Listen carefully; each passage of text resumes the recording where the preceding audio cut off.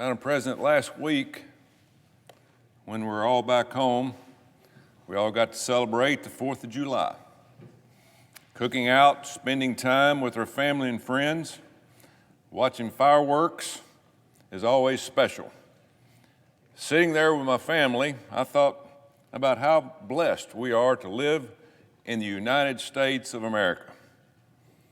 We get to live in the most free and prosperous country in the history of the world. We owe that freedom and prosperity to the people who declared their dependence on July the 4th, 245 years ago. They fought and won their freedom for an idea called America. That American idea lives on 2.5 centuries later, thanks to the generations of men and women who, like many before them, put on the uniform to defend this great country. Many gave their lives, the ultimate sacrifice, to defend the United States. But many more are still with us. The future generations will continue to volunteer to protect the freedoms and liberties this country affords us every day. Today, we've got almost 20 million veterans in the United States. 400,000 of them call Alabama home. I've had the honor and pleasure to meet many Alabama veterans the past few years. I'm always heartened to talk with them about their service to our great country. But what I hear over and over again is that there's more we can do for all of our veterans. Better access to care, better opportunities to re-enter civilian life. Taking care of our veterans is personal for me. My dad served in World War II and died on active duty after the war. But he taught me so many valuable lessons, like work ethic, perseverance, and love of country. When I meet with veterans, I see the same patriotism my dad lived out every day of his life. You know, I never served myself. The Vietnam War was over before I got out of college, but many guys I knew from back home served in Vietnam. And I saw how badly they were treated by the media, by Hollywood, even by their fellow Americans. They were just trying to serve their country.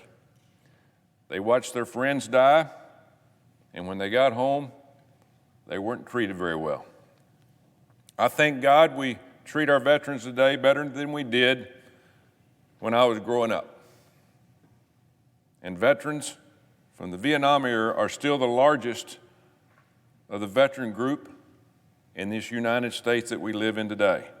More than 100,000 Vietnam vets live in Alabama. But there's still more we can do to give them the care and resources that they need and deserve. I'm honored to be a member of the Senate's Veterans Affairs Committee, where we can hear about the problems facing our veterans firsthand and work together on common sense solutions. The biggest challenge our veterans face is the access to quality care. We've all seen it in the news. We've heard about it firsthand. Far too often, veterans can't get the care they need in a timely manner. One veteran who doesn't have access to care is one too many. My main priority is to get veterans the care they need and they well deserve by whatever means at our disposal, period. A solution to help address that problem is the CHAPS Act, guaranteeing health care access to all personnel who served, introduced by my friend and committee's ranking member, Senator Moran from Kansas.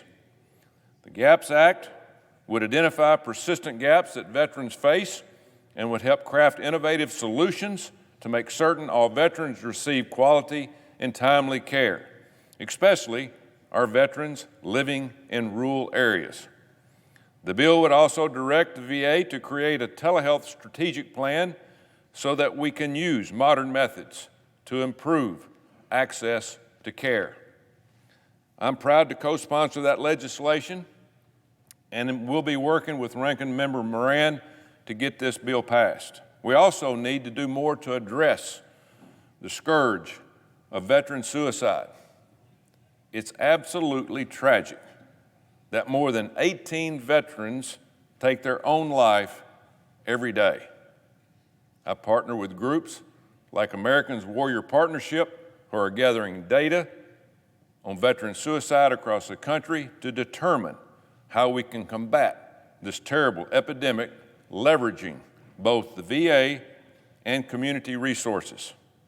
At the same time, we must do more to make additional treatments available to veterans who haven't had access to being treated for traumatic brain injuries or post-traumatic stress disorder. One step we can take is to pass my bill, the HOBT Access Act. HBOT stands for Hyperbaric Oxygen Therapy. My bill would permit HBOT as a treatment option for those veterans who have tried other evidence-based treatment options for TBI or PTSD, but have not seen substantial improvement. I've heard from veterans and veteran services organizations who point to HBOT as a treatment that's produced positive results for individuals suffering from severe head and brain injuries. Many former football players, including ones who played for me, found success with HBOT in treating their head injuries after suffering from concussions. HBOT is already approved by the Food and Drug Administration as a treatment option for more than a dozen different conditions, including severe burns, infections, and decompression sickness. But the FDA does not recognize HBOT as an approved treatment option for TPI or PTSD, meaning veterans can't receive this care at the VA facilities or elsewhere and must pay for it out of their own pocket if they do use it. My bill would change that. If veterans are saying they have improved after using HBOT, and if veteran service organizations have seen some similar success, I say we listen to them. We should not leave quality options on the table while the veteran suicide crisis worsens. I want to thank my colleagues, Senator Hoeven and Kramer, as well as the American Legion and the Patriot Angels for supporting this important legislation. I hope my fellow colleagues will join me in passing this common sense bill. Finally, we need to improve resources for veterans to find jobs after their service in the military. Too many face unnecessary hurdles in rejoining civilian life. They have some of the best skills you can ask for, yet sometimes our veterans, like so many others, can fall prey to addiction, homelessness, or just flat out down on their luck. Thankfully, we've got quality organizations that are doing good work helping veterans in need.